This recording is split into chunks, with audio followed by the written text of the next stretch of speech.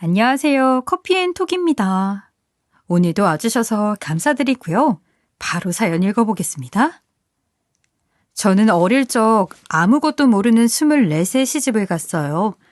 지금은 장성한 아들도 있지만 그때는 정말 아무것도 몰랐죠. 그래서 시댁에서 생활하면서 시부모님께 많은 것을 배웠어요. 살림부터 시작해서 저축하는 것까지. 시부모님은 천둥 벌거숭이 같았던 저에게 인생 선배님이셨어요. 어떻게 집안 경제를 꾸려가야 하는지 시부모님에게 속성으로 배웠는데 시부모님이 늘 하시는 말씀이 있었어요. 바로 돈은 벌어오는 것보다 새어나가지 않게 하는 것이 중요하다는 것이었어요. 아무리 100번 벌어봐 펑펑 쓰면 그게 모이겠니? 그러니까 버는 것보다 중요한 것은 모으는 것이야. 통장을 나눠서 사용하는 게 기본이고 항상 가계부를 적으면서 어디에서 필요 없는 돈이 새는지 잘 봐야 해. 그렇게 시부모님이 차근차근 가르쳐 주신 덕분에 저는 경제생활을 잘 할 수 있게 되었어요. 시부모님은 기술 자영업을 이용해 돈을 차곡차곡 축적해온 분들이었어요. 그래서 경제생활이 익숙하셨고 저를 잘 가르쳐줄 수 있으셨던 것이었죠. 시아버지는 시할아버지 때부터 내려온 철공 기술로 부를 쌓으셨어요. 작은 철공소를 운영하고 계신데 오래된 곳이어서 단골 손님들도 많고 기술이 좋아 못 만드는 것이 없으셨어요. 시할아버지가 시아버지에게 기술을 가르쳐 주셔서 대대로 돈을 벌고 살 수 있게끔 만들어 주셨다고 해요. 시아버지는 8살 때부터 시할아버지의 철공소를 드나들어 60년 가까이 이 일을 해오신 것이었어요. 지금도 시제품이나 맞춤 제품을 만들려는 사람들이 많이 찾아오고 있고 어떤 때는 큰 기업에서도 시제품 의뢰를 한다고 했어요. 제가 결혼을 하기 전에 시아버지의 철공소 창고에 들렀다가 큰 오해를 한 일도 있었어요. 시아버지는 사람 셋이 서면 꽉 차는 작은 공간에 막걸리 한 병 사다 놓고 라디오를 틀어두고 일을 하고 계셨어요. 모르는 사람이 보면 그 모습은 소소한 일거리나 하는 중년을 넘은 아저씨의 모습으로밖에 안 보이는 것이었어요. 그렇게 좁은 곳에서 그렇게 대단한 기술들이 나오는 것이라고 누가 상상이나 해보았겠어요? 물론 창고 공간이라 더 좁은 것이고 철공소 공간은 따로 있었지만 그런 것을 알 리가 없는 저는 큰 오해를 하게 되었죠. 저는 시아버지가 돈도 없고 초라한 곳에서 철이나 구부리는 단손 노동을 하는 사람이라고 생각을 했거든요. 그때 시아버지가 며느리가 왔다는 이야기를 듣고 골목으로 나선 순간 소식을 들은 주변 가게 상인분들이 시아버지에게 부럽다는 듯이 한마디씩 던졌어요. 근처 상인분들이 모두 시아버지와 친하신 것인지 저를 보면서 왁자지껄하게 난리가 났어요. 아유, 내 딸 며느리 삼아달라고 그렇게 잘해줬는데 이제 가게 오기만 해봐. 알았지? 저런 부잣집에 시집가면 얼마나 좋을꼬. 아이 참 복 많은 아가씨네. 저는 그 말을 듣고 시아버지가 재력이 있다는 것을 알았어요. 나중에 남편을 통해 시아버지가 기술을 물려받으셨다는 말을 듣고 이해가 갔어요. 제가 정말 큰 오해를 했다는 것을 알게 되었죠. 그래서 마음 놓고 결혼을 해도 좋겠다고 생각을 했어요. 시부모님은 결혼 과정에서도 불필요한 거칠애는 빼도록 하셨어요. 예단도 생략하고 과한 금액이 오가는 것을 아껴 결혼 이후 생활에 보태쓰라고 하셨죠. 저는 시부모님이 생활력이 강하신 것이 참 든든했어요. 그래서 결혼식을 끝낸 후에 시댁으로 들어가 생활하게 되었어요. 하지만 제 남편은 시아버지의 철공 기술을 물려받을 생각이 없었어요. 남편은 계속 사업을 하겠다면서 애를 썼지만 아무런 실속이 없었죠. 처음에는 해외 상품을 유통해서 온라인으로 판매하는 사업을 하겠다고 했지만 몇 년간 제대로 돈을 벌지 못했고 그 사업을 정리한 후 시작한 화장품 사업도 제대로 되지 못했어요. 그렇게 어영부영 시간이 흐르다 보니 남편은 어느새 40대 초반이 되어 있었죠. 항상 근면성실하게 일을 해서 돈을 버는 시아버지 입장에서는 남편이 참 답답할 노릇이었을 거예요. 아직도 제대로 독립을 못한 남편을 어느 날 시아버지가 불러 앉히더니 이렇게 말씀을 하셨어요. 넌 대체 무슨 사업을 한다는 거야? 아니, 몇 년을 해도 답이 안 나오면 포기해야지. 가족들 굶길 거냐는 말이다. 나도 이제 은퇴까지 얼마 안 남았어. 너한테 기술을 알려주려면 지금부터 가르쳐야 돼. 이번이 마지막 기회야. 잘 생각해. 시아버지는 이렇게 남편에게 따끔하게 말씀을 하셨어요. 사실 저도 속이 시원했어요. 남편은 40이 되도록 제대로 된 벌이를 하지 못하는 사람이었으니까요. 그동안은 시부모님의 경제 사정이 워낙 넉넉해서 남편이 자기 마음대로 하고 싶은 것을 하게 둬도 큰 문제는 없었어요. 물론 답답하기는 해도요. 독립해서 살고 싶은 마음도 있었지만 시부모님과 함께 사는 것도 큰 문제는 없었으니까요. 하지만 시부모님이 점차 나이가 들어가면서 이대로 있으면 안 되겠다는 생각이 들었어요.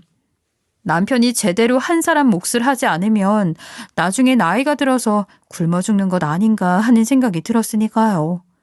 그래서 남편이 정신 차릴 수 있도록 한마디 해주신 시아버님께 감사하다는 생각이 들었어요. 남편도 시아버지가 그렇게까지 이야기를 하시니 정신을 조금 차린 것 같았어요. 시아버지 말씀대로 잘 안 되던 사업들을 모두 정리하고 시아버지에게 철공 기술을 배우기 시작했어요. 그렇게 남편은 40대에 시아버지에게 일을 배우기 시작했죠. 처음에는 힘들었지만 남편도 어릴 적부터 봐온 것이 있어서 그런지 금방 익숙해지기 시작했어요. 몇 년 배우고 나자 제대로 철공 일을 할 수 있게 되었죠. 시아버지가 돌아가신 뒤로도 남편은 철공 일을 계속했어요. 그렇게 남편이 40대 초반에 시아버지에게 기술을 배워 일을 한 지도 올해로 23년째예요. 시할아버지까지 계산을 하면 150년이 넘는 철공 기술자 집안이 된 것이었지요. 이렇게 전통을 가진 기술자 집안이라는 것도 참 보기 좋다는 생각을 하고 있어요. 하지만 부전자전이라고 할까요? 저희 아들 또한 나이를 먹고도 자리를 잡지 못한 채 이곳저곳 떠돌아다니기 시작했어요.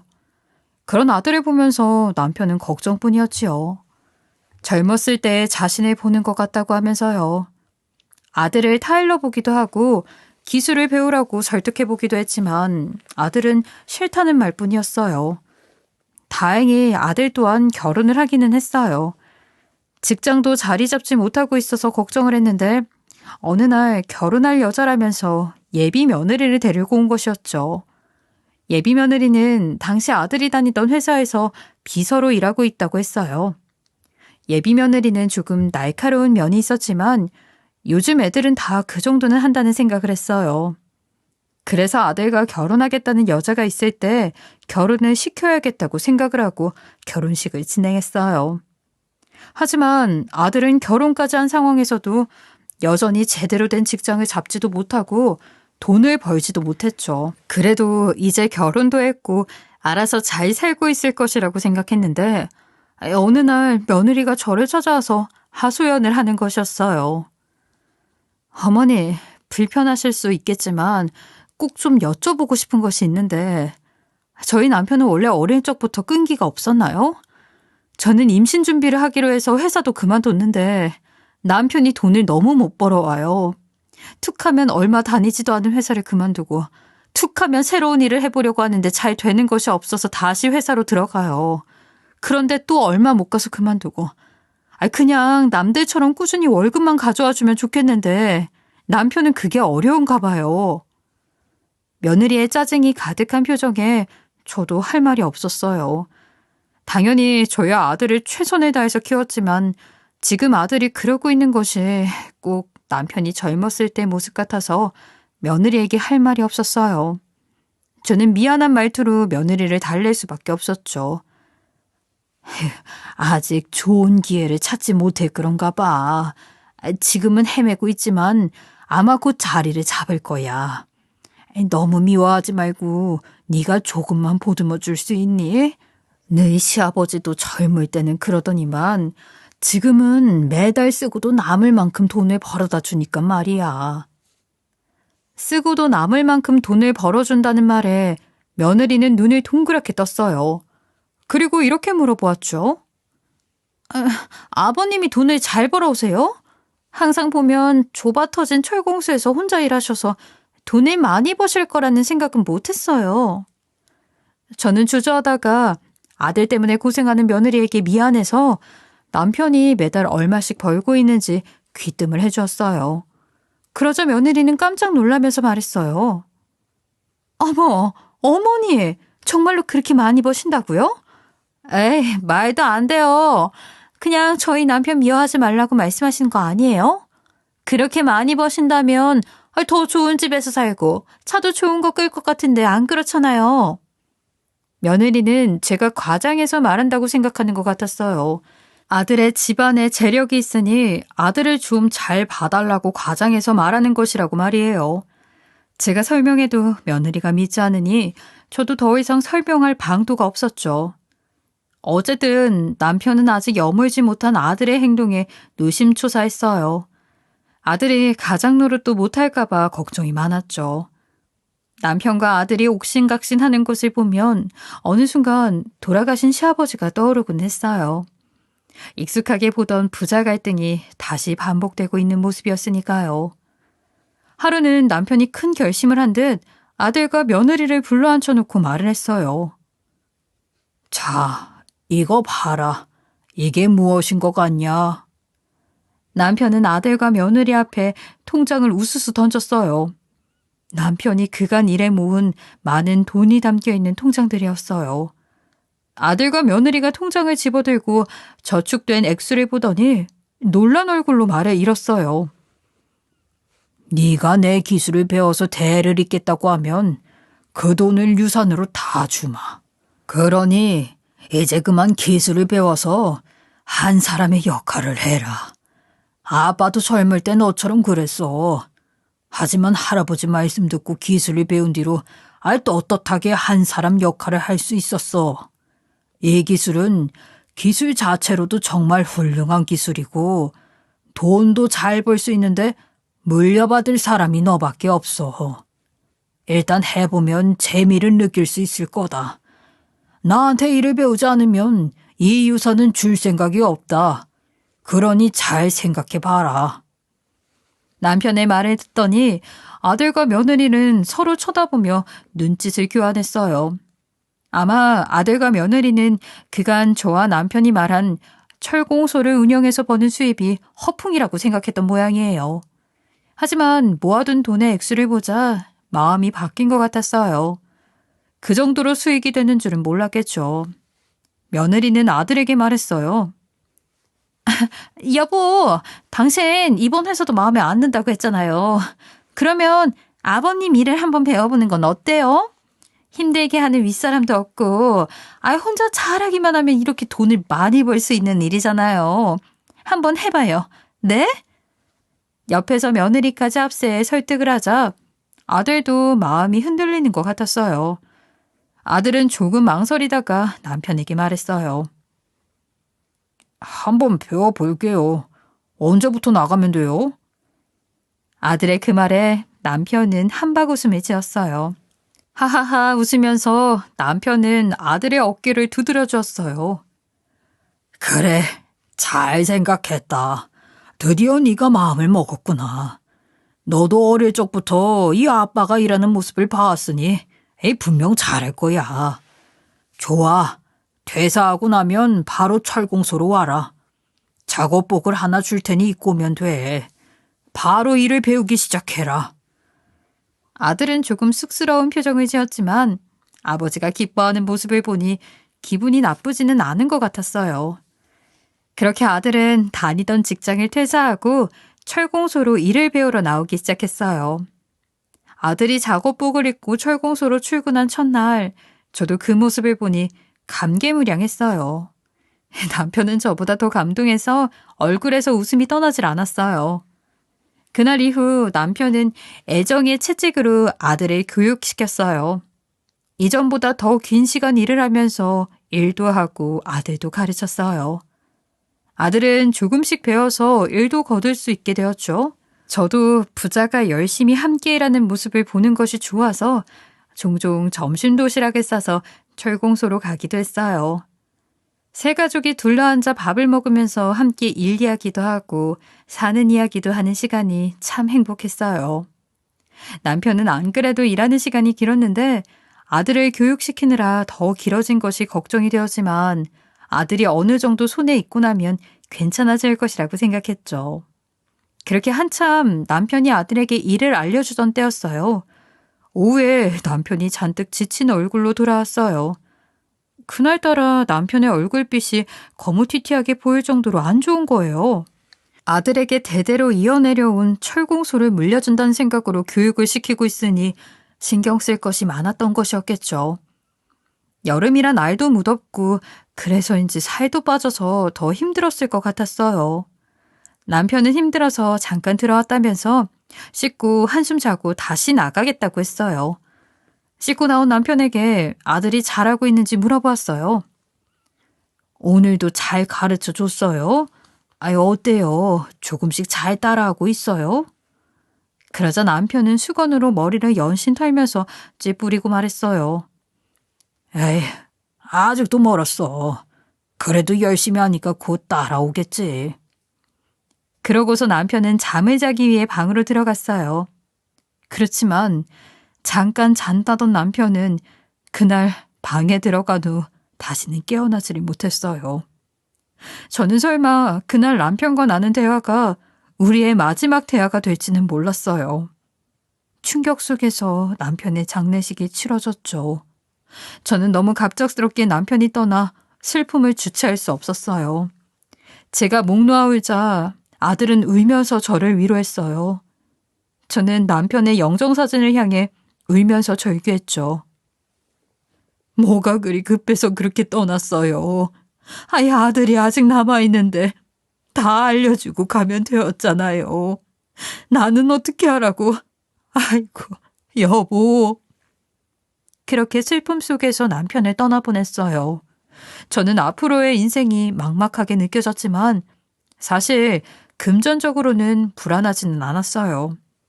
남편이 남겨준 재산이 꽤 있으니까요. 그래도 배우자도 없이 남은 생을 살아갈 생각을 하니 눈물이 앞을 가렸죠. 아들은 장례식을 모두 끝마친 후 철공소 문을 잠시 닫고 다녀올 곳이 있다고 했어요. 저는 알겠다고 말했죠.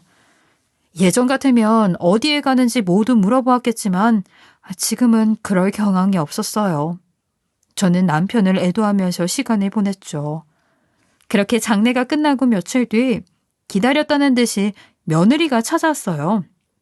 저는 며느리를 맞아드렸죠.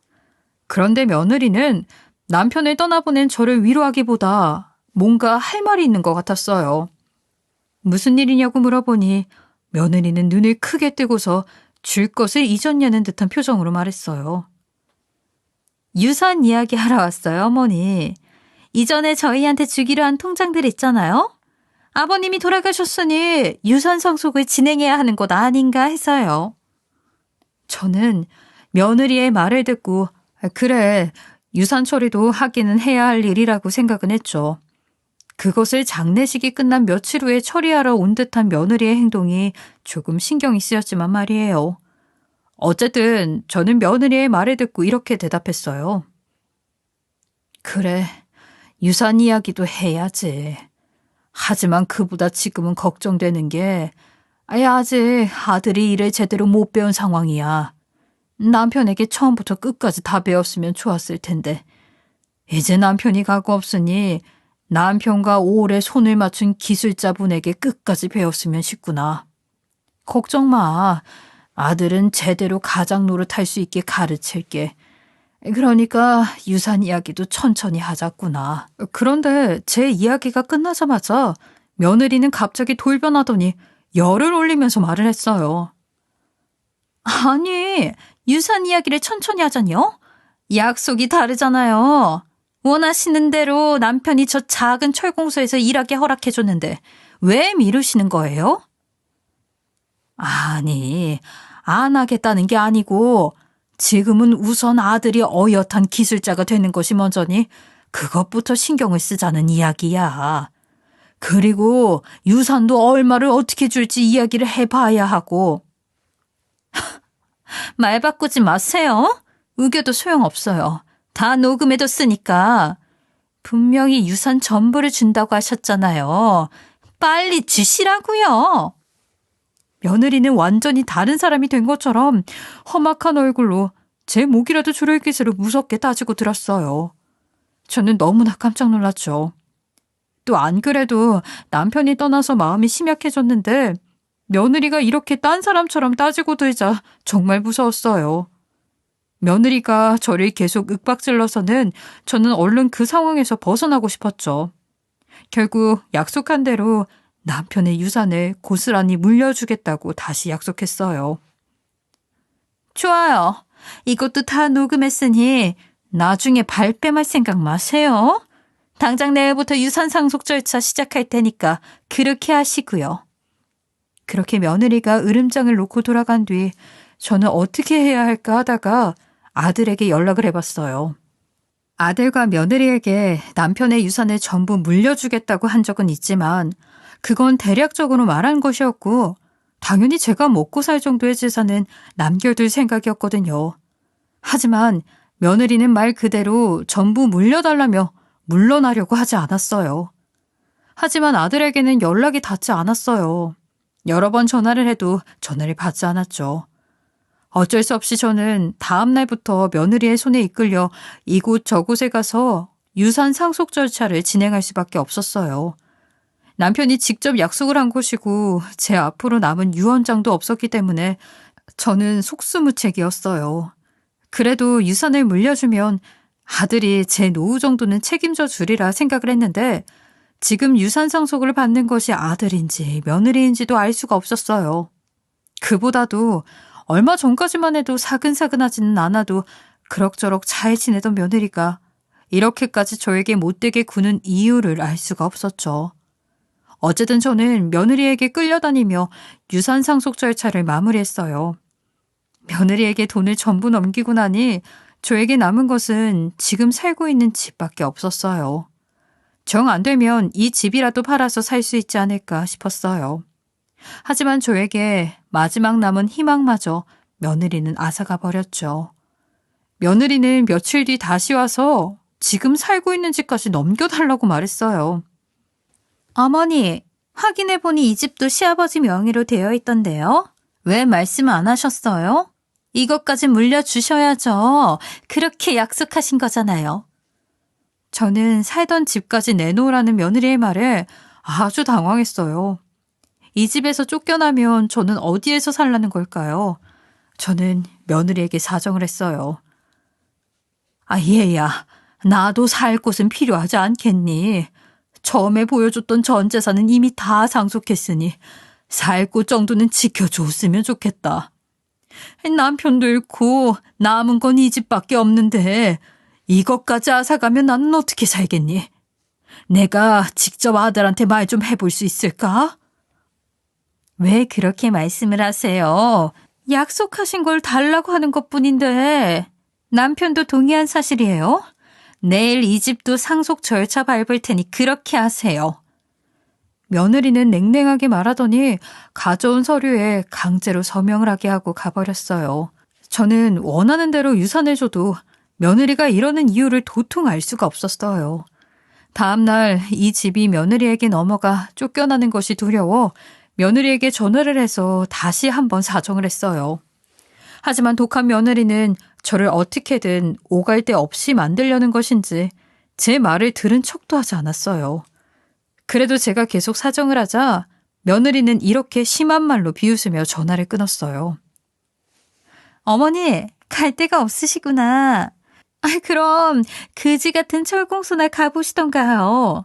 아버님이 타고 다니던 똥차도 그 안에 넣어뒀으니 한 며칠은 거기서 주무시면 되겠네요. 얼른 어머니도 아버지 따라가셔야죠. 살려고 너무 용쓰지 마세요.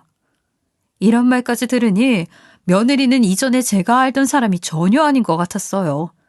저는 몸을 뉘을 곳조차 없다는 게 믿을 수가 없었어요.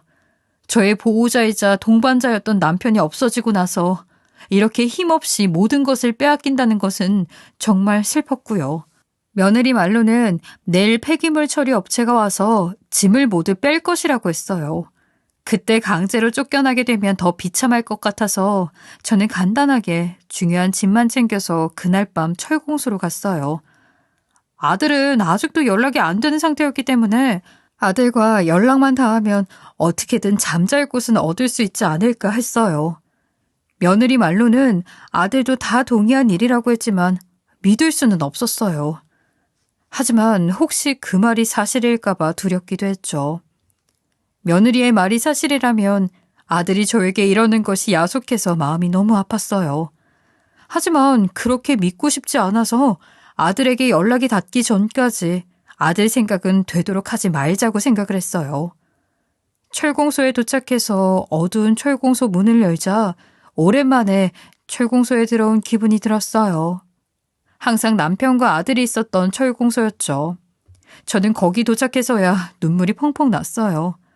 남편이 떠난 것도 슬프고 제 처지가 너무 비참해서 눈물이 났죠. 그런데 동시에 그런 생각도 들었어요.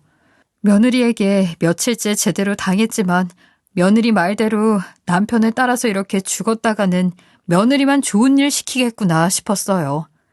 100년이 넘은 철공소 안에 들어와 보니 이곳이 내 집이나 다름없구나 싶었고 며느리 말과 달리 악착같이 살아야겠다 싶었죠. 철공소 안에는 며느리 말대로 오래된 남편의 차가 버려져 있었어요. 오래 타고 다녀서 정말 낡았기 때문에 팔 수는 없고 폐차를 할 수준이었죠. 남편의 차는 돈이 안 되겠다 싶었던 것인지 며느리는 차를 철공소에 버리고 간 것이었어요. 철공소를 찬찬히 둘러본 뒤 남편 차 문을 열고 들어갔어요. 차 안은 지저분했어요. 일할 때 자재들을 싣고 왔다 갔다 하던 차였으니 당연했죠. 어쨌든 오늘 밤은 여기에서 보내야 할 것 같아서 단 하루라도 잠잘 곳을 마련하자는 생각에 청소를 하기 시작했어요. 차 안에 들어있던 물건들을 빼내고 먼지 청소를 하던 도중 앞좌석 서랍이 실수로 열렸는데 그 안에 종이봉투가 들어있는 것이 보였어요. 저는 그것을 보자마자 이상하다고 생각을 했어요. 남편은 중요한 서류 같은 것을 차 안에 아무렇게나 넣어둔 성격이 아니었거든요. 무엇인가 사연이 있나 보다 싶은 감이 와서 그 봉투를 열어보았어요. 봉투 안에는 몇 장의 사진과 수없이 고쳐 쓴 편지 뭉치가 들어있었어요. 무릎 위에 늘어놓고 사진을 자세히 들여다보았는데 저는 입을 틀어막을 수밖에 없었어요. 그 사진들은 바람을 피우고 다니던 며느리의 불륜 증거 사진들이었어요. 입이 떡 벌어진 채 사진을 한 장 한 장 넘겨보던 제 입에서는 나쁜 년 소리가 절로 나왔어요. 그리고 편지 뭉치를 열어보니 남편은 그런 며느리인데도 편지로 애원을 하고 있었어요. 아들은 내가 책임지고 잘 가르쳐서 돈 잘 벌고 남편 노릇하게 하마. 그러니 너도 이 집에서 정리해라. 이 사실은 내가 죽을 때까지 비밀로 할 거다. 저는 뒤통수를 제대로 맞은 듯한 충격이었어요. 아들과 직접 이야기를 한 적도 없이 유산 상속을 이렇게 빨리 진행하는 것이 영 이상했는데 이것은 모두 돈만 갖고 아들을 버리려는 며느리의 계략이 분명했어요. 이것을 알게 되고 나자 저는 아들에게 빠르게 연락을 해봐야겠다는 생각이 들었어요. 지금까지도 연락이 안 되는 아들이 며느리와 한패라고만 생각을 했는데 그것이 아니라는 것이 확실해졌거든요. 빨리 아들과 직접 대화를 해봐야 한다는 생각밖에 나지 않아서 저는 그 늦은 시간에 미친 사람처럼 아들네 친구 집에 찾아갔어요. 아들의 중마고우 친구는 밤 늦은 시간에 제가 찾아가자 놀란 것 같았지만 제 모습을 보고 무슨 일이 생겼구나 직감을 한 것 같았어요. 저는 아들 친구에게 어떻게든 아들에게 연락을 해볼 수 없는지 물어보았어요. 지금까지의 사정을 이야기하면서요. 이렇게 기구한 집안 사정을 이야기하는 것이 부끄럽기도 했지만 지금은 그런 것을 따질 상황이 아니었어요. 제 이야기가 끝나자 오히려 아들의 친구는 깜짝 놀라면서 저에게 이야기를 했어요. 아유, 어머님 아들은 지금 해외로 기술 교류를 하러 가 있잖아요. 모르셨어요? 그래도 핸드폰은 들고 갔을 건데 연락이 안 되셨어요? 저는 아들이 해외에 나갔다는 것이 금시초문이라 눈을 동그랗게 떴어요. 그랬더니 아들 친구는 다행히 자기가 아들의 해외 번호를 알고 있다면서 연락을 취해 주었어요. 처음에는 여전히 통화가 되지 않았지만 몇 시간 뒤 새벽 무렵이 되어서야 아들과 연락이 닿았어요. 시차가 있어서 연락이 늦었다면서요. 알고 보니 아들은 해외용 핸드폰을 빌려서 외국에 나가 있었다고 했어요. 아들도 오히려 놀란 목소리로 저에게 질문을 했어요. 엄마, 아빠가 이전에 말씀하셨을 줄 알고 따로 말씀 안 드렸어요. 아빠가 오래전에 같이 일하시던 분이 여기에서 철공소 일을 하시는데 오랜만에 얼굴 보고 기술 교류도 할 겸 저랑 아빠랑 같이 오기로 했었거든요. 그런데 취소할 수 없어서 저 혼자 왔어요. 새벽에 출발하느라 아내에게 엄마 잘 부탁한다고 저 외국 나갔다 온다고 전해달라고 하고 나왔어요. 그런데 못 들으신 거예요? 이런 상황이었으니 아무리 아들에게 연락을 해도 연락이 닿지 않고 며느리한테만 연락이 가능했던 것이었어요. 며느리와 한패인 줄 알았는데 저에게 따뜻하게 말을 거는 아들의 목소리를 듣자 저는 또 눈물이 펑펑 나왔어요. 걱정하는 아들에게 저는 그간 며느리가 한 일들을 이야기했어요. 아들은 충격을 받았고 믿을 수 없다는 반응이었죠. 저도 믿을 수 없는 상황이라면서 영상통화로 아들에게 며느리의 불륜 증거 사진과 남편의 편지를 보여주었어요. 아들은 그 모든 것을 보고 듣고 충격에 휩싸여 아무 말도 못했어요. 외국에 잠시 나가 있는 동안 설마 이런 일이 벌어질 줄은 상상도 못했을 테니까요. 아들이 돌아오는 날까지 며칠 동안 아들의 친구 집에서 신세를 지기로 했어요. 아들과 저는 아들 친구에게 거듭 고맙다고 말을 했죠. 아들은 일주일 정도 후에 한국으로 다시 돌아왔어요. 도착한 아들은 말없이 저를 안아주었죠. 그러면서 어떻게 할지 저에게 말을 해주었어요.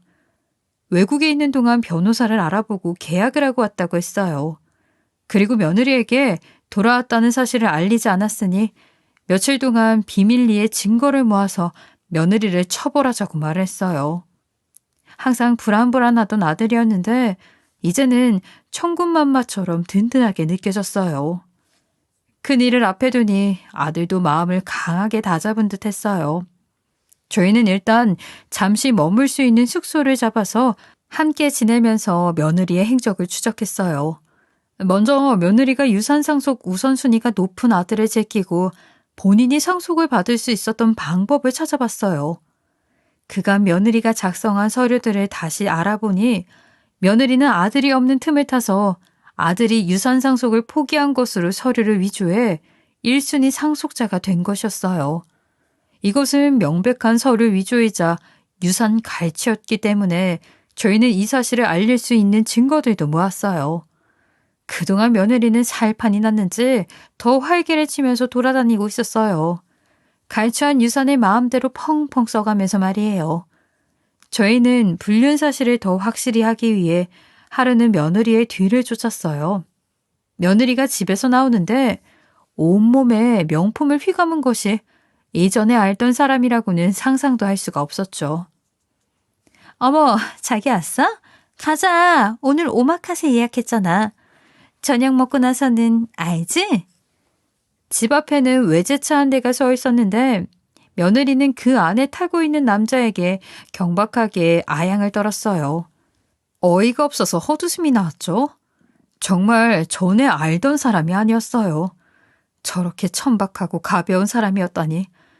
그동안 어떻게 참고 살았나 싶을 정도였어요. 외제차를 따라가 보니 저녁을 먹고 나온 며느리와 그 남자는 둘이서 팔짱을 끼고 호텔로 들어갔어요. 저와 아들은 그 장면을 모두 사진과 영상으로 남겼어요. 전부 충격적인 장면이었기 때문에 저희는 서로를 다독거리며 숙소로 돌아가 다음을 준비했어요. 먼저 아들은 며느리 몰래 이혼 소송을 제기했어요. 그리고 며느리에게 소장이 날아가기 전에 며느리에게 찾아가기로 했죠. 며칠 후 저희는 예고 없이 며느리가 살고 있는 집으로 쳐들어갔어요. 며느리는 또 약속을 잡고 나갈 예정이었는지 명품 옷을 휘감고 화장을 하고 있다가 저희를 보더니 펄쩍 뛸 정도로 놀랐어요. 그러더니 말까지 더듬으면서 이렇게 말을 했어요. 당신이 왜 여기 있는 거야? 아직 들어올 때 아니잖아. 어떻게 된 거야? 좀 일찍 들어왔어. 들어온 김에 어머니도 챙겨서 같이 왔고. 왜? 문제가 있어? 며느리는 뻔뻔하게도 처음에는 당황하더니 이내 웃으면서 아무 일도 없었다는 듯이 말했어요. 아니, 그냥 놀라서 그랬지. 왔어? 피곤했지? 밥은 먹었어? 어머니는요? 식사하셨어요? 저희는 그 모습을 보고 기가 찼어요. 저에게 한 짓이 있는데도 며느리는 아들 앞에서 뻔뻔하게 굴었죠. 제가 팔짱에 낀 채 노려보고 있자 며느리는 상황 파악을 한 것 같았어요. 그러더니 더욱 뻔뻔하게 이렇게 말하는 것이었어요. 아무래도 며느리는 유산도 전부 자기 앞으로 돌려놓았겠다. 모든 것이 끝났으니 우리에게 어떻게 보이든 상관이 없다고 생각하는 것 같았어요. 어머, 분위기가 왜 이래요? 어머니, 무슨 일 있으셨어요? 근데 표정이 왜 이러시지? 당신은 왜 그래? 무슨 일 있어? 아들은 뻔뻔한 며느리를 매섭게 노려보았어요. 그리고 며느리의 얼굴 앞에 불륜 증거 사진을 던져 보였어요. 어디서 뻔뻔하게 얼굴을 들고 서 있어? 당신이 한 짓 모두 알고 있어. 돌아가신 아버지가 당신에게 애원까지 했는데 당신 이런 사람이었어? 어떻게 이럴 수 있어? 며느리는 아들이 던진 사진을 보고 처음에는 사색이 되더니 이내 얼굴 표정을 싹 바꾸면서 말했어요. 무슨 상관이야. 돈도 못 벌고 직장도 제대로 못 다니던 놈이. 내가 바람이 난 건 당신 탓이야? 어디서 사람을 나쁜 년으로 몰고 가? 그리고 어차피 당신 외국에 나가 있는 동안 아버님 유산도 전부 내 앞으로 돌려놨거든? 저 늙어 빠진 어머님도 아무 힘 없어. 이제 돈은 다 내 거야. 이혼하려면 이혼해. 나는 이제 상관없어. 그러자 아들은 이번에는 며느리 앞에 유산 상속 서류 위조 증거와 소송 제기 서류를 던졌어요. 며느리는 그걸 쥐어서 들여다보더니 얼굴이 하얗게 질렸어요. 당신이 유산을 가해했다는 증거야. 문서 위조로 유산 상속은 취소될 거야. 그리고 당신은 죗값을 물어야겠지. 그리고 여기에. 아들은 며느리 앞에 이혼 소송 서류를 던지며 말했어요. 당신 바람대로 이혼 소송도 진행시켰어. 귀책 사유는 불륜과 유산가치로 전부 당신에게 있으니 당신에겐 돈 한 푼 돌아가지 않을 거야. 양심도 없는데 머리까지 나쁘구나. 나쁜 짓도 머리가 좋아야 하지. 아들은 그렇게 말하더니 저를 돌아보면서 저에게 들으라는 듯이 며느리에게 말했어요. 그리고 이제 내 명의인 거 알지? 당장 나가. 안 나가겠다고 버텨도 이혼 끝나는 즉시 끌어낼 거야. 그런 걸 당하고 싶지 않으면 네 발로 당장 나가. 우리 어머니한테 그런 짓 하고 넌 무사할 줄 알았어? 너도 당해봐야지. 아들의 말이 끝나자 며느리는 사색이 되어서 무릎을 꿇고 아들의 바지가랑이를 잡았어요. 그러더니 아들에게 빌기 시작했어요. 여보, 잘못했어. 내가 잠깐 미쳤었나 봐. 잠깐 욕심에 눈이 멀어 그런 거야. 내가 다시 돌려놓을 테니까 한 번만 용서해줘. 이렇게 부탁할게. 하지만 아들이 끄떡도 하지 않자 며느리는 이번에는 저를 붙들고 말했어요. 어머니, 제가 잘못했어요. 예정을 보셔서 한 번만 도와주세요. 제가 앞으로 이런 일 없도록 할게요. 제발 용서해 주세요. 저는 그 모습을 보고 바지를 탁 쳐서 며느리의 손을 떨궈냈어요. 그리고 며느리에게 말했죠. 네가 나한테 한 짓이 기억이 안 나는 거냐? 어디서 뻔뻔하게 용서해달라는 거야? 너도 한번 똑같은 처지가 되어봐. 그리고 우리 집안이 대대로 쌓아온 돈은 너한테 한 푼도 돌아가지 않을 거야. 너 같은 건 그 돈을 받을 자격이 없어. 그리고 며칠 후 며느리는 집에서 쫓겨났어요. 이혼 소송과 유산 상속 취소 소송도 잘 진행이 되어서 아들과 저는 며느리에게 빼앗긴 재산을 되찾을 수 있었어요. 긴 시간이 필요한 싸움이었지만 절대로 한 푼도 주지 않겠다는 마음으로 이겨냈어요. 얼마 후 들은 전 며느리의 소식은 신용불량자가 되어서 오갈 데 없어진 상황이라 도망 다니듯 어느 섬에서 근근히 살고 있다는 것이었어요. 돈만 탐내며 악독한 짓을 하던 사람에게 걸맞는 최후였어요. 아들은 이 모든 일을 겪은 후 제대로 철이 들었어요. 제 말대로 남편이 살아있을 적 자주 함께 일하던 분께 기술을 계속 배워나갔어요. 이제는 저와 아들이 대대로 이어온 피 같은 철공소를 지켜나갈 예정이에요. 욕심 많은 사람들에게 빼앗기지 않도록 남편의 평생의 유산을 잘 지켜갈 예정입니다. 저의 기구한 이야기 들어주셔서 감사하고요. 여러분들은 현명하시니 저와 같은 일은 당하지 않으시겠지만 항상 사람 조심하시며 평안만 가득하시길 바랍니다. 지금까지 커피앤톡이었습니다. 오늘도 끝까지 함께 해주셔서 감사하고요. 다음 영상으로 또 찾아뵙겠습니다.